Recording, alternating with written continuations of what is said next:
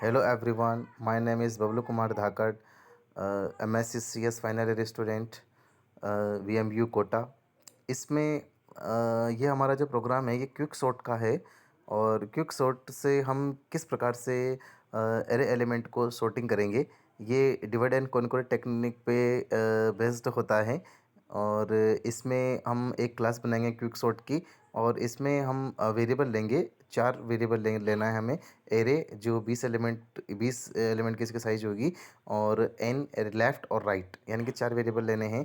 और एक फंक्शन बनाएंगे गेट डेटा, और एक बनाएंगे हम पार्टीशन का, एक फंक्शन बनाएंगे क्विक सॉर्ट का, और दूसरा फंक्शन बनाएंगे डिस्प्ले का। जो भी सॉर्टिंग होगी उस सॉर्टिंग को हम डिस्प्ले फंक्शन को यूज़ करते हुए उसको डिस्प्ले करेंगे, जिसमें हम क्या करेंगे, वॉइड क्विक सॉर्ट और गेट डेटा, यानी कि जो enter number of the elements in the array, यानी कि एरे के अंतर्गत हम क्या करेंगे, एलिमेंट को एंटर करेंगे। और डिस्प्ले के अंतर्गत क्या होगा, डिस्प्ले उस जो एंटर एलिमेंट हमने एंटर किया है उसको डिस्प्ले करवा देंगे। अब पार्टीशन में क्या होगा कि इंट पाइवोट, एक पाइवोट नाम का हमारे पास में एक वेरिएबल होता है जो क्या करता है, एरे ऑफ राइट और लेफ्ट में इधर उधर मूव करने के लिए काम में लिया जाता है। और इसमें स्वेपिंग भी हम यूज़ करेंगे। और दूसरा है कि क्विक सॉर्ट का हम एक फंक्शन बनाएंगे।